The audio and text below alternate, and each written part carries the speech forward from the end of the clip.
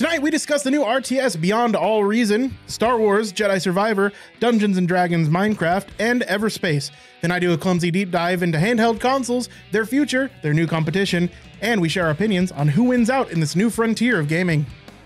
I'm Nick, and hot take, Twitch is just YouTube that you can't control and watch at your own pace.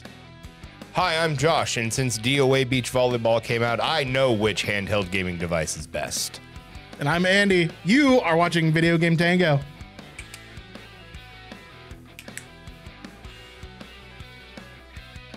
Alrighty. Could have joined us, Josh. Nope, I almost did a skibbity bap. And this is where the intro ends.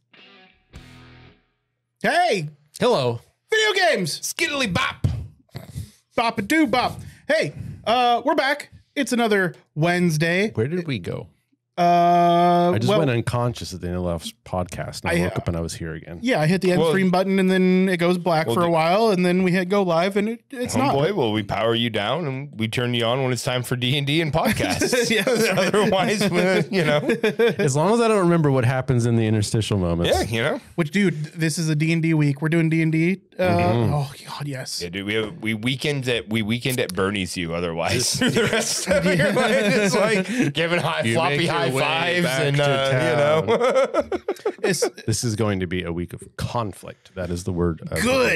Good. So, like, unavoidable conflict. we had kind of a downtime session last session, and that was fine and good because, like, we've had our sessions have mostly been like kind of high energy and like some real fucking adventuring. We'll so to get like a weekend of respite and just some fucking housekeeping, that was fun. I also love our interactions with like the townspeople and stuff. So like I like the town stuff. Despite the fact that it's not like, your typical D&D combat and stuff like that, I like our interactions with the townspeople because that stuff gets deep sometimes. You gotta have sauce on your burgers. Yes. Right? It doesn't matter how much oxtail you put in the patty. Like if it's a dry burger, it's a dry burger. Yeah. Right. So, and especially town interaction is the creme fraiche. the creme fraiche. Tabletop RPGs. So, like, especially since last week was kind of a maintenance week, and then we saw the D&D movie, which we'll talk about in the Balcony Time podcast coming out later. Not a single die roll in that whole movie. Yeah, that's true. Not even like an homage to one, really.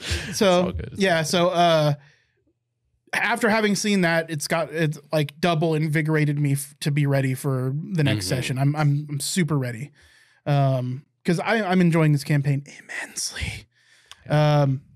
The rails are about to drift into multiple tracks. Good, multi-track drifting.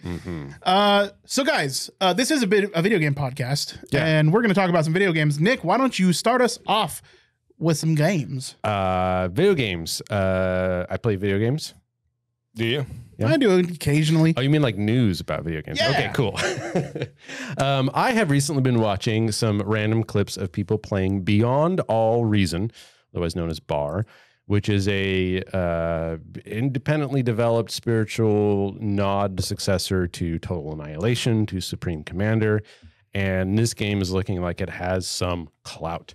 On screen here, we're showing some of their new engine upgrades, allowing for literally tens of thousands of units on a screen. So think World of Warcraft, think Command & Conquer if you haven't played Supreme Commander Total Annihilation, but in a sci-fi setting with literal battalions of units. Your economy scales exponentially throughout a match, and you are dealing with entire massive battlefields, not just small skirmishing groups of units. I recently saw, like I said, a couple of people championship playing some PvP 4v4 teams, an 8-player match versus a computer like Swarm. And it is intense. And the game seems to really be trying to do a good job. And that's vague, but what I mean by that is if you go to their website, beyondallreason.info, I think is a base one, they have a full, well-done layout on their plan for the future, their plan for getting onto Steam, because they're not quite on Steam yet. But their whole development timeline is laid out visually there. They have a very granular expectations of what they plan on doing and where they're at. And to top that all off, it being in what they call Alpha Plus, it is currently free. It is free to try. I'm sure there's a little warning that their servers are a bit overloaded because it's doing so well. A lot of people are playing it. But real-time strategy games, RTSs like Command & Conquer, World of Warcraft, they have been a flagging genre, to put it nicely. They were, in some people's view, a precursor to MOBAs, seeing as how MOBAs originated from focusing on single units in RTSs and making them the at center one of the point, story. man. RTS was that was it. that was gaming, like that was team gaming or whatever, right? Gaming championships, StarCraft, Warcraft, Command and Conquer. There were a few others, but those were the big titans of the industry. And we've had games since then. I mean, Age of Empires is there as well. It recently saw a resurgence when they remastered, I think it was the second or third one. So it's not dead, but it's been a long time since we've gotten, I mean, there's been some attempts, but a long time since we've gotten some really good attempts at the scale of Total Annihilation or Supreme Commander. Yeah. And seeing, you know, like one of the matches I watched, in the match, there was, I think, well over 15,000 units on the screen. And the game was chunking, don't get me wrong, but it was still playable. And you remember in StarCraft, the Ghost would call in a nuke and you'd get a nuclear launch detected, right? And you could come down and wipe out half a base. That happens in this. Instead, there's 30 nukes and their explosion radius is 10 times that of what you see in StarCraft, you know? But the game is very well attempting to be balanced. There's over 400 units. Each unit has like good counters or non-counters to other units. So when one enemy starts making literally hundreds of one type, you can attempt to counter.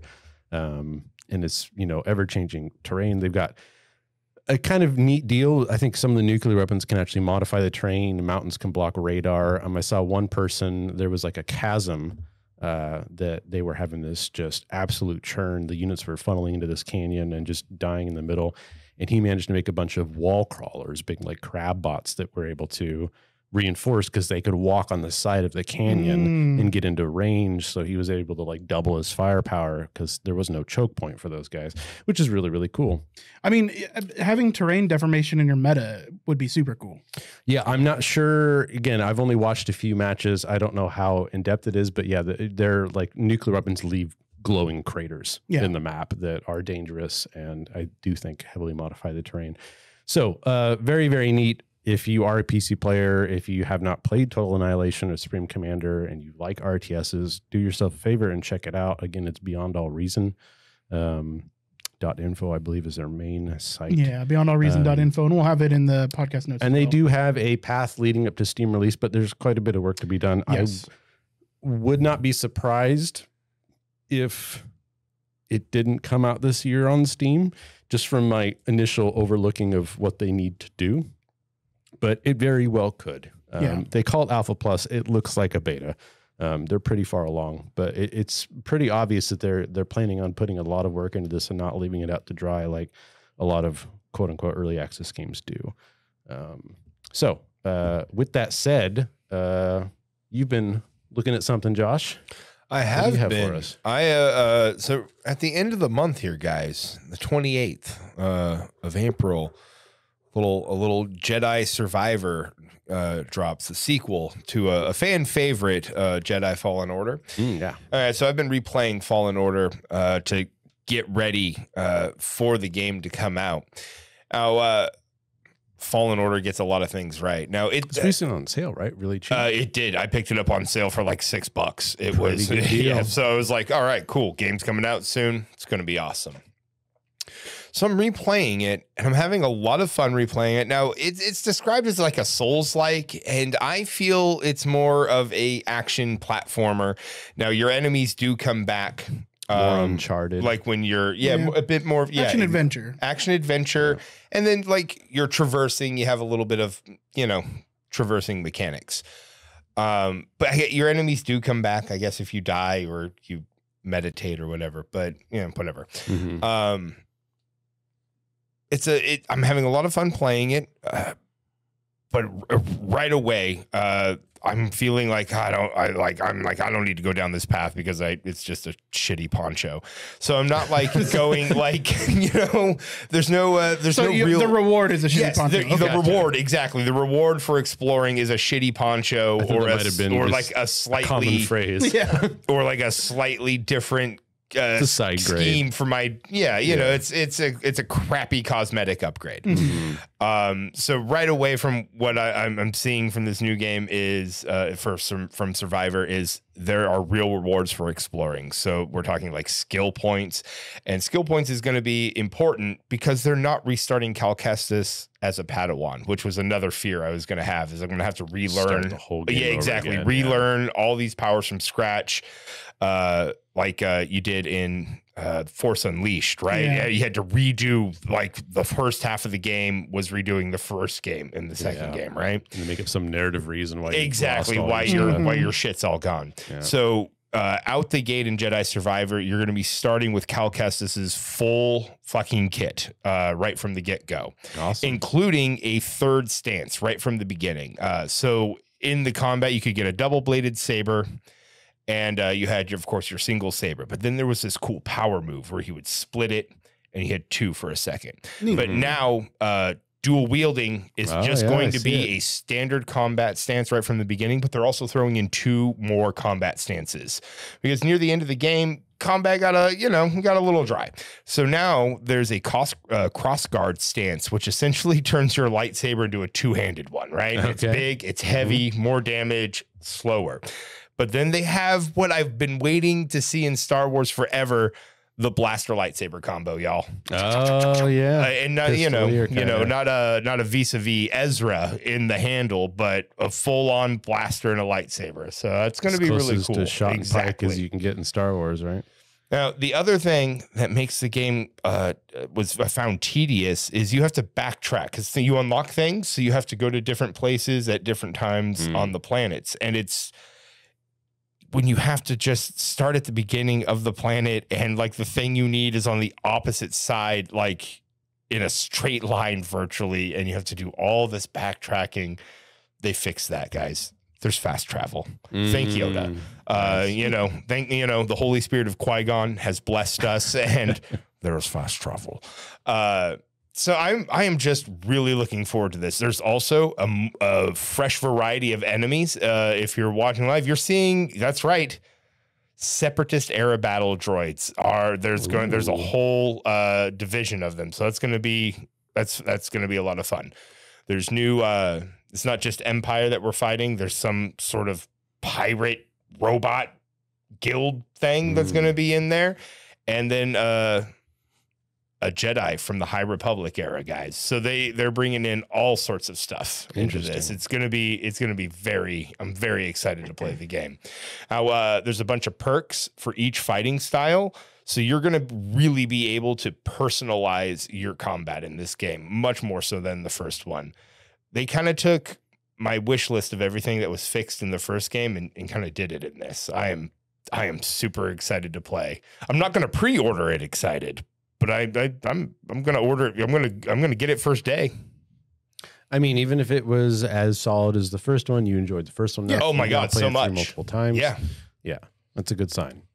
But you're gonna be able to fast travel through meditation points. I think that is going to increase the playability of the game. Like you're gonna be able to get multiple playthroughs on this just by having fast travel. Yeah, that's a nice quality of life thing. It makes it makes backtracking that much easier, or just traversal in general. Yeah, just traversal in general. And they're also adding, it's near it's the force powers were bitching, but near the end of the game, you're like, okay, so I can slow people down, I can bring them closer, or I can push them away. But there's a whole bunch of new force powers, including things like beast taming. So you're gonna be able to be a mounted Jedi. You remember how hard you got when Obi-Wan rode that fucking bird lizard, and you're like, oh yeah, Jedi cavalry. Well, we get that now. So I mean, Luke rode a tauntaun. He did ride a tauntaun. Yeah. He did ride a tauntaun, Jedi cavalry. I have a few more just to cover real quickly. Hasbro Wizards of the Coast recently had a Dungeons and Dragons Direct, which is about as awkward and strangely paced as most video game shows nowadays. They opened up with, if I remember correctly, a strange thing that's neat but weird. Minecraft and Dungeons and Dragons are pairing up. They have a short little trailer here where they plan on putting in some Dungeons and Dragons first party content into Minecraft. I know Minecraft's done some pairings with other companies before. It's a pretty common thing. Besides the fact that I like tabletop games and D&D, I was intrigued for this because the one thing that I've always felt as an aging boomer gamer Minecraft was missing was more of the RPG aspect. Like, Minecraft arguably isn't missing anything. It's fucking Minecraft. Right. But, for me, you've played through once, maybe you play it through again with a bunch of mods, and then you're like, I'm not a builder, so what else does the game have to offer? Well, the idea of leveling up and getting unique weapons that can level up and going to more unique locales and having boss encounters and more of a loot aspect of the game, that appeals to me. Definitely. I don't know much more than this little minute trailer shows. Pixel art's fucking gorgeous. Yeah, it looks great. It's got a gold dragon, a saw mimic, a gelatinous cube. I think they're doing classes based off of the D&D classes. There's beholders in there. So coming soon. I don't think they have a release date on that, but it's neat. It's always good to see more content getting added to Minecraft. Yeah, as far as tie-ins go, that's a fun one. Mm-hmm. Yeah. Super into it. Plus, I'm really digging the fucking Hasbro apology tour. Apology tour 2023. Yeah, I'm really loving that, and it just goes to show, guys, a community banding together can get shit done. Yeah, they dropped the one D&D moniker. Yeah, they did. It's gone now too. It's like we don't want it. Yeah, that's a whole talk we could rant about for a bit. For sure. Yeah, I heard their announcements were mostly just like ridicule from the player base. From what I've read and seen myself, if I had to nutshell it, they are doing as best as a company can, but they physically cannot stop themselves from being seedy about it. Yeah. Right. It's still a company, and they will bite the hand that feeds them as soon as the opportunity presents itself. Yep. With that said, one last thing, Everspace 2, sequel to Everspace, which Everspace 2 had gone into early access, I think a few years ago, is finally getting its 1.0 release date. Everspace 1 came out at near the height of the roguelike genre.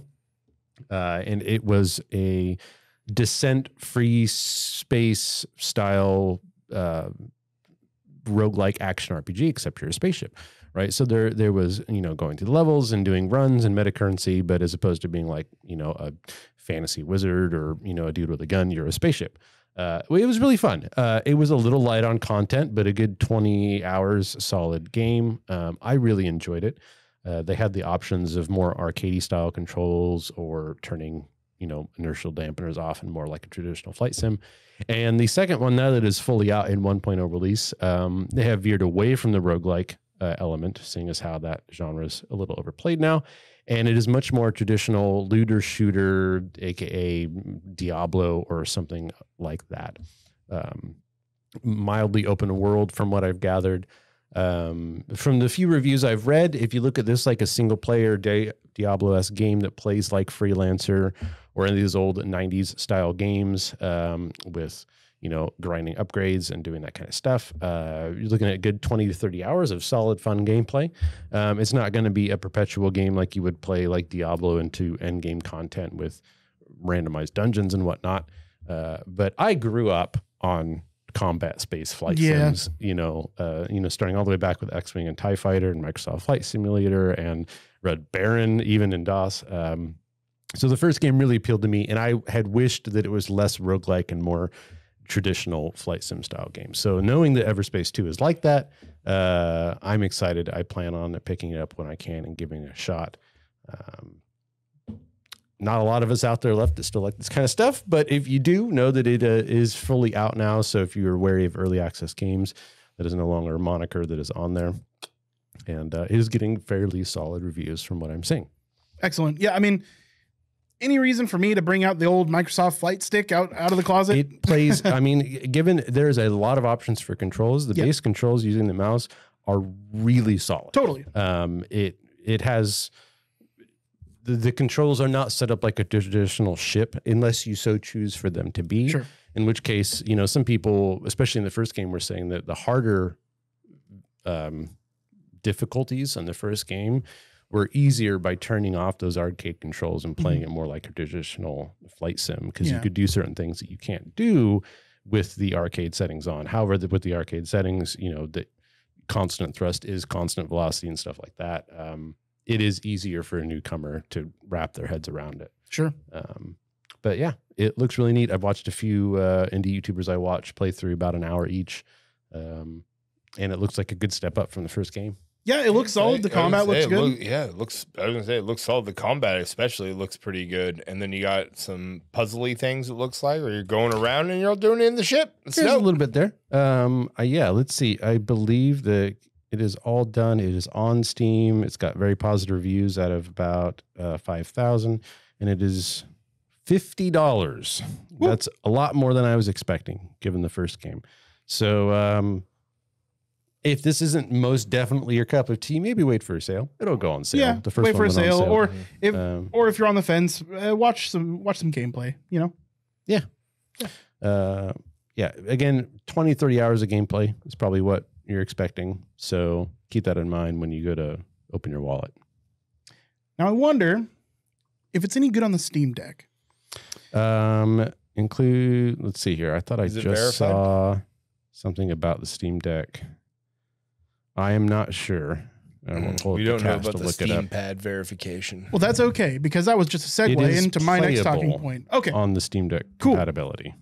So, Steam Deck and mobile gaming in general, specifically PC-based handhelds. I'm going to include the Switch in here just a little bit because it's got it's in that competition. It's in the sphere. It's in the sphere. It's got a large library. It's in the same space. We can consider it the same space. The reason I bring it up is because recently announced by Asus as part of an April Fool's joke, they introduced something called the ROG Ally. The ROG Ally is supposed to be a Steam Deck competitor. I laughed heartily at their joke. Yeah. No. A few days later, Linus Tech Tips showed the device off and announced to the world that it's actually coming out. And it's actually coming out relatively soon. Now, as far as competition goes, the hardware looks like it's going to be super solid. Okay. They're claiming that it can get twice as much performance out of the ROG Ally as you can the Steam Deck. The specs seem to indicate that that is going to be true. The Steam Deck is based on the 4000 series architecture from AMD, and the ROG Ally is based on the newest 7000 series architecture from AMD.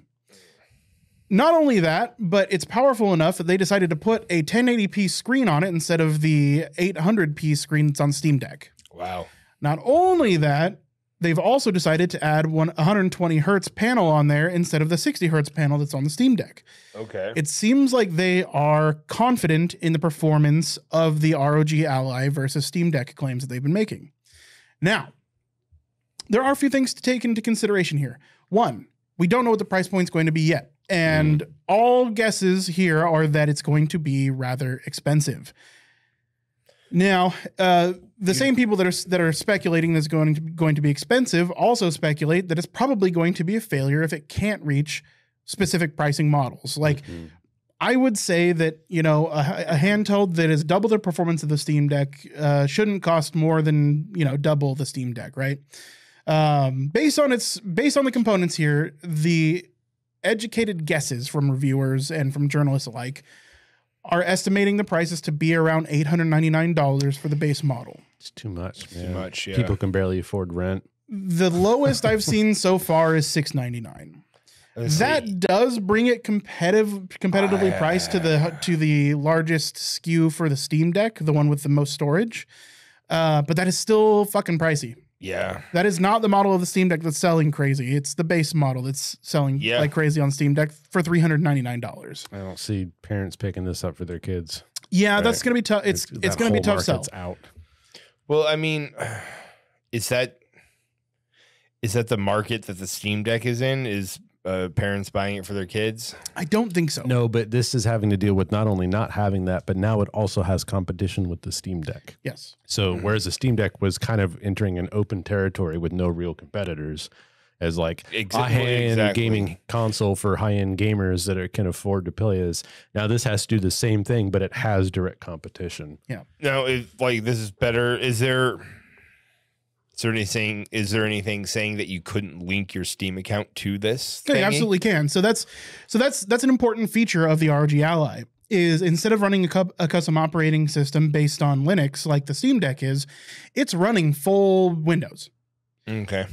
So yeah, you could just link your Steam account right. I mean, you just install Steam. It's running Windows. Steam, you install Steam. You install your Battle.net client. You install Origin. You install Epic. You install whatever you want. I can see this as like competition for, I guess, their elite models. So Steam might sell 0 elite models now, or even less. The Steam Deck, its elite models might go down.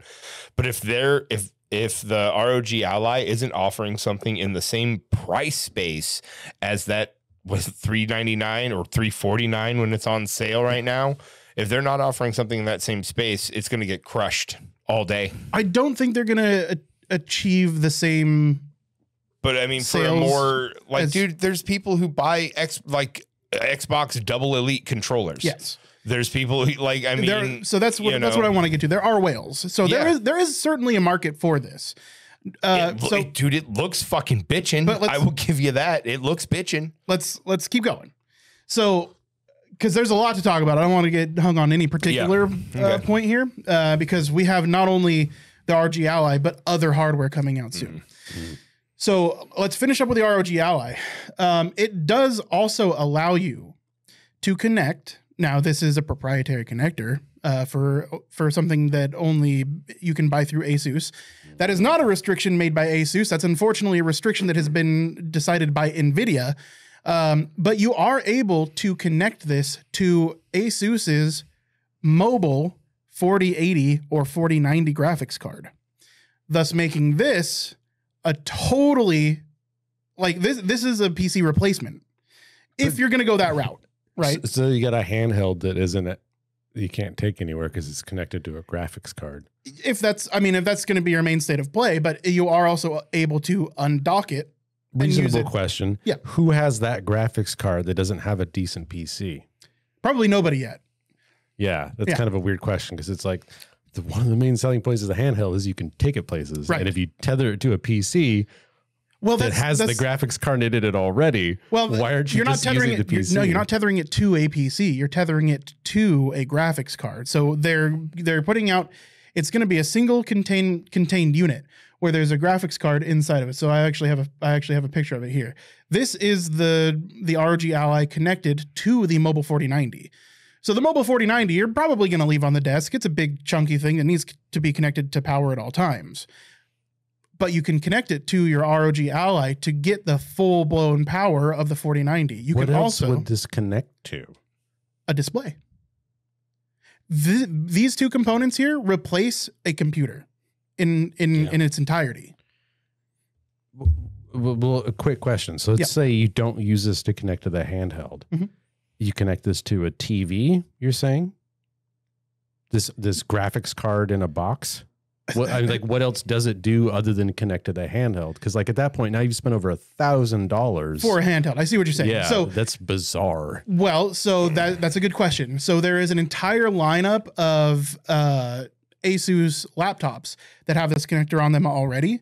So you're able to. So if you, that's kind of reasonable. I could see an external graphics card for a laptop. And those have been around for quite some time, and they actually sell pretty well. There's a pretty good market for them because a lot of people, they don't want to have a desktop PC and a mobile solution. They'd rather just have all in one. So you can absolutely park your laptop, just connect it to this RTX 4090, and now you have a full flat, gaming PC. Essentially, a laptop with desktop power. So it is multi-use in that facet, right? So you can connect it to your handheld or you can connect it to a laptop. You're right. It is a fairly fucking niche product, and it's going to be $2,000. $2,000. Okay. Now, hold on. Dude, There's nothing to grip onto. Hold on. It doesn't matter what type of sparrow it is. The 4090 is already $1,900. So you actually are only paying an extra $100 for the enclosure and the technology to miniaturize it. There might be whales out there that are willing to buy a handheld for $2,700, but that's not an audience that's going to compete with a Steam handheld. Right, no one's going to spend $3,000 on a. At this point, we're not talking about the competition here. We're just talking about its capabilities. There's a gentleman in Manhattan wearing clear horn-rimmed glasses and linens in his loft apartment who already has this, and he's like, "This is my gaming setup, and I can take it with me wherever I go. I just roll up into the coffee shop. I plug this in." And here I am. There's actually a shitload of pre-orders already for this thing.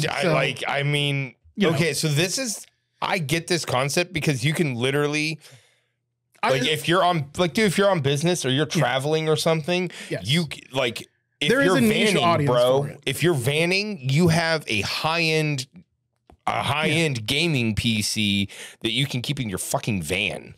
There's or take with you on your business trips or whatever. I get it. That's cool. So there's also an audience potentially. Now it's going to be a niche one, right? So we're just picking at the different audiences here. There's another audience that hasn't got their next PC upgrade that's going to look at this and say, okay, well, this is my next PC. We also have to consider, you were mentioning this proprietary. Mm-hmm. This external graphics card only connects to 6 specific Asus laptops. Currently, they do plan on broadening the lineup. Okay. So they'll have like ePCs, essentially like low power processor only PCs that you connect to this. It's apparently only about half the power of a desktop grade 4090. That's true. Okay. That's true. Yes, there are people out there that are going to pay $2,000 for a half-strength graphics card to attach to their proprietary laptop that already costs a bunch of money just so that they can run a console handheld at another $700. Yeah. Like, at this point, this just, like you were saying, this screams to me, this is for quote-unquote whales. This is for people that have $4,000 to drop on a Game Boy. That's the whole setup, right? Yeah. I think if you were to get this, if you were to say have like 256 gig model that it was at $699. I think there's a broader audience for that. The same people that are looking at the top tier Steam Deck may look at this and say, okay, so for $50 more, I get everything that the best model Steam Deck gives me, and I get a 1080p screen. I get full fat Windows, right? So I think that does broaden the audience a little bit for that skew. This is just a flex. Yeah, totally. It's just a flex. It's more, it's more money than sense, right? Mm-hmm. On top of that, so more than just talking about the products that are coming out soon, I want to talk about the handheld market in general, because the Steam Deck has really shined a light on the potential and the burgeoning audience for this kind of tech. The Steam Deck, I want to just say I was right. It's huge. It's sold over 1 million units in October before the holiday season, and that's the last time they've shown sales figures. But Valve did announce that the Steam Deck had sold 1 million units in the first year, effectively. Cool. Which is awesome. We're not talking PS4, PS5. We're not talking Nintendo sales levels, but we are talking about viable sales. 100%. So you have other companies that are looking at the success of the Steam Deck and are trying to, and they're going to try and get in on it, right? Well, honestly, man, it's a market, because right now mobile gaming is dominated by one thing and one thing only: cell phones. Yeah. Right. So, it's not just mobile gaming; it's the fucking gaming market at large that's being dominated by cell phones. So, if the Steam Deck starts doing all right, I see why other companies want to get. They're trying to crack. Like, the video game market is closing. Like the cell phones is eating it, right? So they're trying. Dude, I get it. They're trying to crack into the mobile gaming market, because That's where they started, right, guys? And so there's two layers to the success of the Steam Deck. So one is profitability, right? So you look at the Steam Deck and you're thinking, okay, because let's take a look at pricing now. So we'll talk about another few consoles real quick, another few handheld consoles. Now, some of these came out before the Steam Deck. This audience has existed before the Steam Deck. The Steam Deck is what's popularizing it, okay? So before the Steam Deck even came out, you had something like Neo. Neo has been making handheld portable consoles for portable PCs for quite some time. In like mini laptop form factors and in Steam Deck form factors. So let's check out the Neo 2. The Neo 2, look at that thing. That you look at that and you'd say, oh, that's Steam Deck. Yeah, it looks like Steam Deck. Right. Yeah. So the Neo 2, that came out more recently. That's come out post Steam Deck, but the Neo actually existed before the Steam Deck, their first iteration of it. They've also got the Neo Air 2, which is somewhere in this list. The Neo Air. So this is a less expensive version. Let's talk pricing though. The Neo 2 starts at $949 and goes up to $1,099. Wow. Boy, that's a Lord he coming. That's thick. The Neo Air, $549 to $699. Okay. GPD Win. GPD has actually been in this game for a very long time. They've been doing this for 10 plus years. The GPD Win Max, that's their best-selling iteration, sells for between $1,300 and $1,500. Now, that's a laptop. It is a laptop, but if you'll take a look at it, you'll notice that it has thumbsticks. Yeah, it does. It's a little awkward to hold, but it is the largest screen on a mobile handheld. Take a breath for a second. Hold on, before judging too harshly, it's actually really well reviewed. So also consider that it's actually only a 12-inch screen and not a 13-inch screen. So it's okay. It looks like a joke, but honestly, it's a bold move. It's a bold move, dude. If I move. can plug a mouse into that motherfucker, it might not be bad, bro. Not only was GPD all of their products crowdfunded, they were crowdfunded successfully, making millions of dollars. So this is a pretty significant segment. There are people that want this technology. Yeah. Now, there are more. We don't have to get too deep into the weeds, but there's the 1X player, which is touted as probably the best of all of them. Just real quick. Yep. I need to break in here for a second. So if we're looking like the GDP Win was $1,400, right? Yep. How much is your mid-level gaming laptop? We'll get into it. Okay. We'll talk. Because that's we're just starting to get with pricing. So hold on. Okay. All right. So the 1X player is touted as probably the best on the market right now. That's including Steam Deck. That's including Neo. It's reported as the most comfortable. It's reported as the most full-featured. It has the best specs of any of the handhelds that have released already. Not the ones that we're talking about coming in the future, like the RG Ally. That one starts at $1,400 based on the SKU that you want, based on storage. So these things are expensive, right? So yeah, that's spendy. So you look at things like the Steam Deck starts at $399. You look at things like the Switch OLED, the newest version of the Switch, $349. Both of those already have massive libraries, and that is where the pricing comes from. So let's take a look at the Steam Deck at $399, $529, and $649 for its respective SKUs. Let's just go to Steam and take a look at it.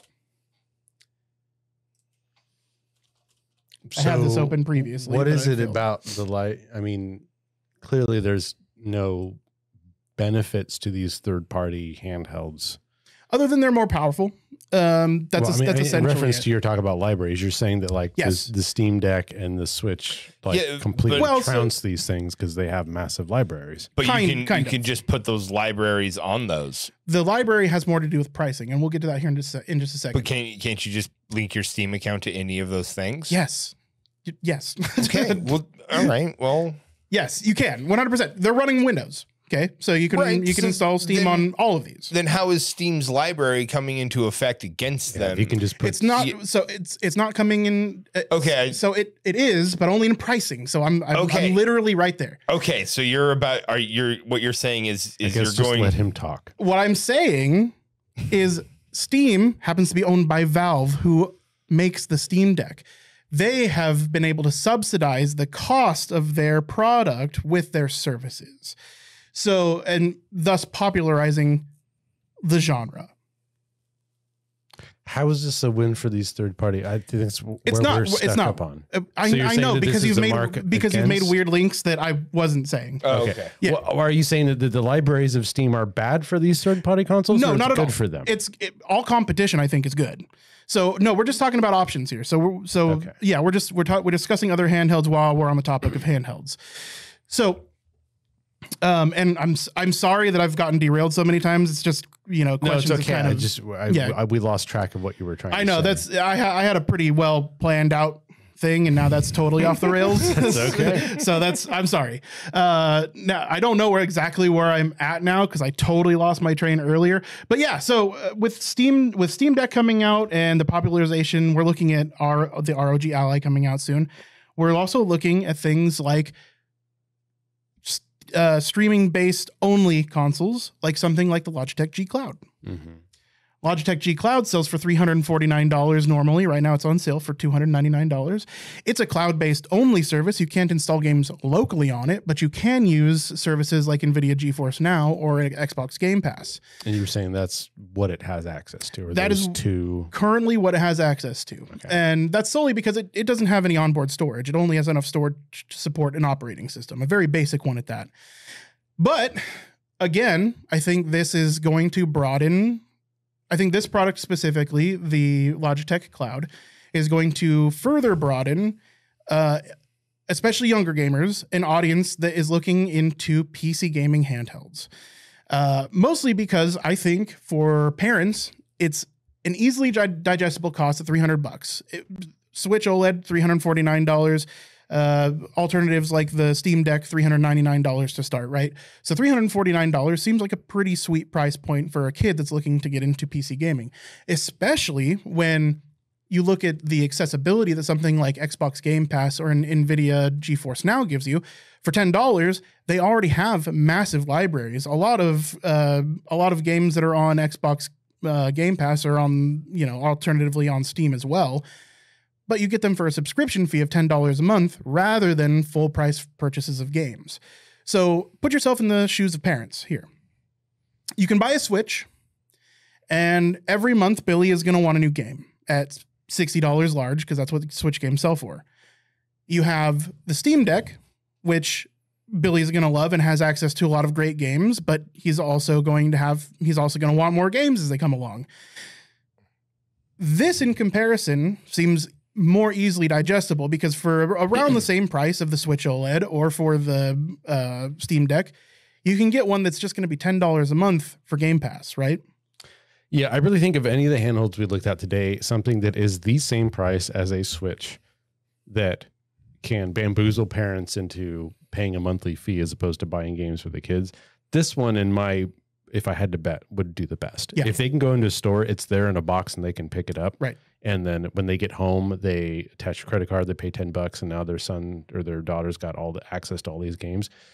That's the winner. Yeah. I think all these other consoles we're looking at are looking at an entirely different audience and market, right? Totally. The only reason for me to show those was to show the other options. So the popularization of handheld gaming PCs effectively, right? Okay. Yeah. So I'm gonna circle back to me here, to my question. So for those more powerful ones in that niche, is there why wouldn't you just get a gaming laptop? A gaming laptop's going to be $1,400, right? Or is it still more expensive to get near those specs in a gaming laptop? So some people just literally want a handheld. Yeah, some people just want a handheld, right? So for them, it's worth the price of entry to say, okay, I have an on-screen keyboard here, and then I have built-in joysticks. Versus I have a full-fledged keyboard, but I have to carry my Xbox controller with me, right? Okay. So there, not only that, but it's you do have to look at portability. So for somebody that has to have a business laptop, most of the time your business is going to pay for that, right? Yeah. They're never going to pay for a gaming laptop. That's not in the cards. So now you're looking at having to carry your, Lenovo ThinkPad plus your Alienware laptop plus your Xbox controller, right? So for some people, it just makes more sense to go this route. Okay, that makes a little more sense. Yeah. That makes a little more sense, I guess. But all right. So and you're right. For the same price, you do have alternatives. That you are right in that regard. There just are use cases for all of it. Because, dude, if I'm going to drop $1,400, dude, I don't want a 7-inch screen. I want 16 inches of screen. Yeah. But yeah, I get it. No, I'm thinking about it. It's like, I'd have to bring my Xbox controller, and then there's the power supply for it instead of, a 12-hour battery or an 8-hour battery. You also have to look at these and consider that a lot of them have HDMI out. So if you want to play it on a larger screen, and that's your goal here, you just literally pop it into the HDMI cable to your computer. For that much price. That was an assumption in my case. Yeah, no, for almost all, especially the higher price ones, all of those have HDMI out. Okay. Oh yeah, big time. No, those are full-fledged gaming computers, right? Okay. My personal thinking is if you need a gaming on the go, right, and you want to take something with you, whether that's a laptop or a handheld, my baseline is, what does this handheld provide me that an Xbox controller for $70 plus a laptop doesn't offer? Yeah. Sure, a laptop's not quite as wieldy as a handheld. The laptop's also a full-blown computer. Yeah. That I can use for all the things you would use a computer for. But that's just me. A lot of these really seem like they might do well specifically because there's that audience that has $2,000 to drop on a fucking handheld gaming thing. Now, and I wish them luck. It does depend on your use case too, because so imagine you fly pretty regularly. There are plenty of people that do. Having something like a Steam Deck would make more sense in a lot of these cases than having a full-fledged gaming laptop. You're only able to game a couple hours maybe on a gaming laptop, and sometimes these gaming laptops don't allow you to use the integrated graphics card unless you're plugged into power. That's fine. I'm specifically talking about these stupid expensive ones. To me, a Steam Deck's perfect, right? Totally. Because they range from $300 to $700. No, that's totally the sweet spot. But yeah, these really expensive ones, like, what do they offer that a Steam Deck plus a controller doesn't have? Bragging rights. Yeah, really. Yeah, at the end of the day. They might look better, they might run a little smoother, but that price escalates quickly. Very quickly, yes. Very quickly. Now, you have the money. Sure. If you've got fuck you money, then more power to you, man. Yeah. Personally, I'm probably just going to go Steam Deck, right? It's probably the most versatile of all of them. Even without full-fledged Windows, people have been able to get Battle.net launcher and stuff on them. People are working on that thing every day. It's got massive support too. It's Valve. As they're going to make sure that it works with the Steam platform as long as possible. So yeah, for me, it's Steam Deck. It's good to know all those options are out there. I still think about a Switch all the time. Sure. So you have those options, but guess who else is getting in the game? Tapatio. No, dude, it's Hot Sauce Gaming. It's Tony. It's Tony. Tony Luzuno. Hey, forget hello. about it. Sony. Sony is getting in the handheld gaming market. So at least it's speculated. Well, PSP you're right. Yeah. Well, they had PSP, PS Vita, I think they had a lot of handhelds. But it looks like they're getting back into it with a streaming-only handheld. So it looks like they're going to rely on the power of your PS5 to stream games to a handheld you can rock that doesn't have any local storage. It's going to work perfectly without any I don't flaws. like that. It's interesting. Sony has found, or people have found in patent offices, patents made by Sony for what looked like a handheld, and the guess there was either it was going to be a new iteration of the PlayStation 5, and Sony's known for doing refreshes mid console life cycle. The PS5's already been around for 3 years. It wouldn't be out of pocket for them to do like a PS5 Slim, right? Yeah, they did multiple models of the 2 and 3, right? And the 1, all of them. Yeah. Even the PSP had multiple revisions. If you look at that, they had PSP 1000 all the way to like 1018 or something like that. They did like 17 iterations of it. So yeah, it wouldn't be out of pocket to think that, they're just going to do a PS5 Slim. The other conjecture was that they were going to be doing another PlayStation Vita, which would have been cool. The Vita was loved by the people that owned it. It was a little bit ahead of its time. Yeah. It had no way to add games other than through a memory stick Pro Duo, and it didn't have any access to UMD, which was their proprietary platform for the PSP. Remember that. You could only download games on the PS Vita via In internet a time connection. when that was not super common. Yes, not at all. So Sony way ahead of the game as far as that's concerned, because that's how we ingest our games now, right? Pulling a Sega Saturn. 100% way ahead of their time as far as that goes. So the sole reason the PS Vita failed in sales was because you had to download your fucking games. What the fuck is this? 2006 mentality. Versus where we are now. Jesus Christ. So the other assumption was that they were going to be reviving the Vita, or whatever they're going to call it. Yeah, that's not a bad idea. Unfortunately, they decided, hey, fuck you, Microsoft. You put Xbox Game Cloud on Samsung TVs. Well, we're gonna put out a handheld, motherfucker. You're gonna do game streaming. We're gonna do game streaming. And now you're gonna have to buy a proprietary device from Sony to play your PlayStation 5 from your bedroom instead of your living room. I think video game streaming is going to become the standard, and it's going to work great. Yep. And that day is about 10 to 15 years from now. That day is when they're pushing it so hard, and we're just not quite there yet. It's just early. It's too soon. Yeah. I mean, they have the money to waste to keep trying. Sure. Right? And it's dude, good. make all the mistakes now. Progress. Right? You know, it is progress. If you can get people to give you a little bit of money, and you can bamboozle them into helping you figure out the kinks. But yeah, we're a ways away. I think 5 years minimum, like probably 10, 15 years. And you're going to actually be able to be like competitive first person shooters and things where lag is suddenly like equal to what we experience now in a non-streaming thing. Yeah. But yeah, it's no bueno. I keep trying them. I've tried them a few times. I'm like, this is perfectly fine for someone who's never played a video game in their life and doesn't know any better. Honestly, in some cases, it's really, really close.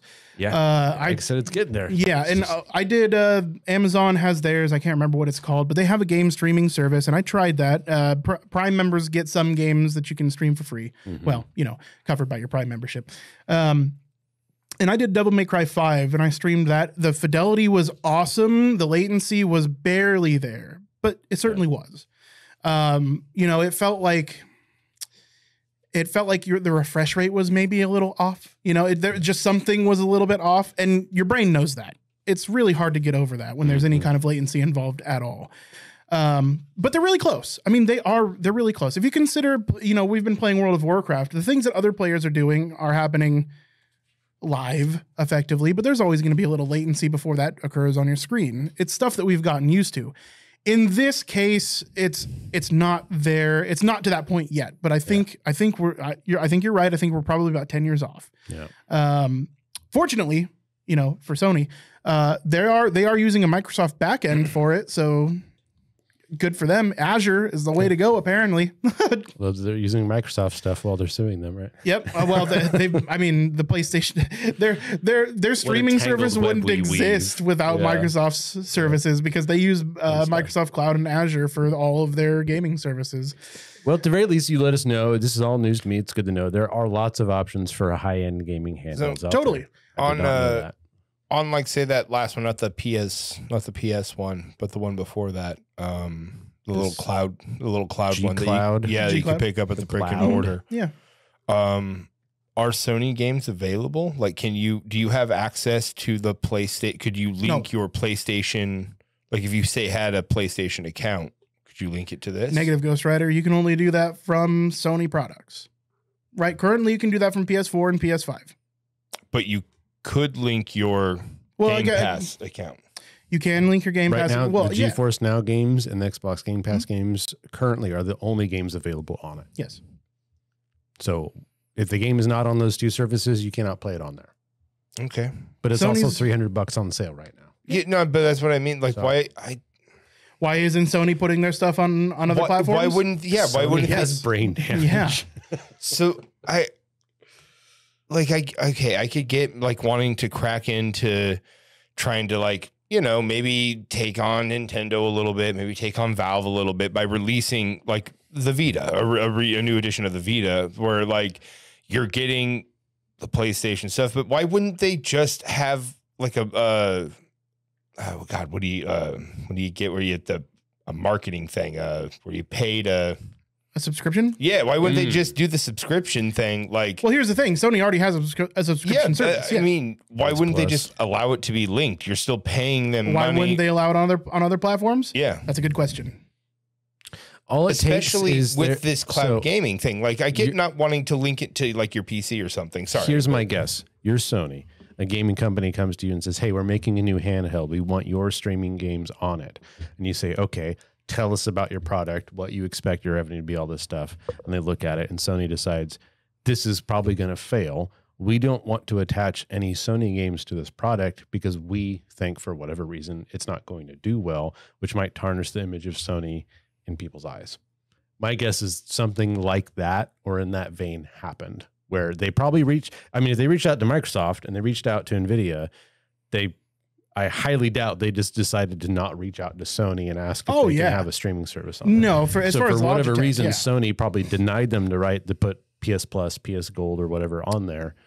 And it probably has something to do with them concerned about the profitability of this device or its usability or how well it's going to sell or how well it's going to be reviewed. Right? Yeah. Okay. I mean, I get that, but it's just like, my guess. That's the only thing I can think of why they wouldn't put it on there. How does the device, however well the device does, like if you're already paying for PS Plus or PS Plus Plus or whatever, like that, you're already paying for that. Yeah. You obviously like the service because you're already paying for it. So like you want to play God of War when you go on your fucking trips because you have this fucking thing. Why? I just don't understand why Sony wouldn't. Because Sony's currently making their own handheld. So they don't want competition with their own games. Oh my God, that doesn't that's spending R&D money. This is classic Sony, man. This is classic Sony. They do not want Sony exclusives on any other platform. I mean, you've seen how resistant they have been to PC up until very recently. Mm-hmm. And even those are I mean, God of War was excellent. God damn it, God of War was excellent. But I just and it's I don't know. It's just so my educated guess as to why they wouldn't have their service on something like Logitech Cloud is that they actually don't have the technology, like they don't have the back end already laid out. PS Plus might not have the back end to connect to a third party. Yeah, but now, even if I did get this handheld PlayStation thing, I have to have a fucking PS5 already if I want to fucking play it. I can't go. I can't. If you want to play it, dude, anywhere. You're right. If you want to play PlayStation games, you have to have a PlayStation. It's so this handheld costs even well if I wanted $1,000. Even if I wanted to say buy it because whatever PlayStation, whatever. Yes.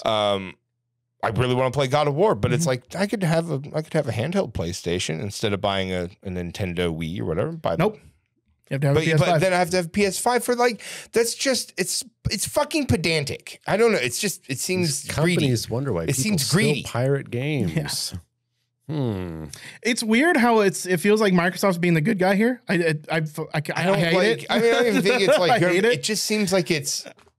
I don't like it's a George Bush Trump situation.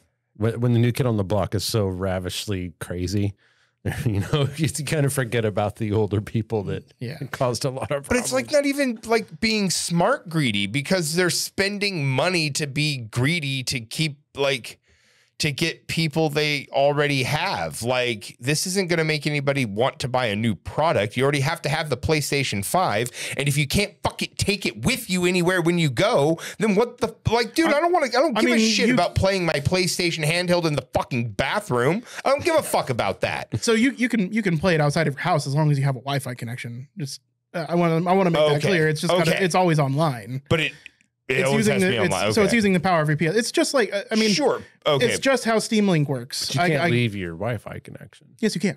Yeah, you can. You can't do it on. You can do it on any Wi-Fi connection. You can do it on. Yes, you can do it on any Wi-Fi. Then that's better. Then that's better. Need a PlayStation because your PS5 is playing the game. So your PS5 is streaming the game over WAN to your console. Okay. Yes. All right, that makes more sense, guys. I thought you had to be on your Wi-Fi connection. And that's likely to be true that it goes over WAN and not LAN even when you're home. Okay. Just like Steam Link does. So, I mean, Steam Link works a little bit different. It does allow you to do LAN. Okay, well then Steam Link also does allow you to do WAN as well. Back my complaint up a little bit then, but it's you still, can go it's play like, it on your friend's toilet. You can go play it on your friend's toilet. Okay, cool. As long as they've got good At a Wi-Fi. quarter Yeah. second latency. Yes. Right. Now, I've played Steam Link games at work on my phone, and dude, it's awesome for games that don't require out quick yourself. reflex. It's fun. It's a good time, and we have shit Wi-Fi at work, so it works okay. And he's a hardworking employee. Yeah, sometimes.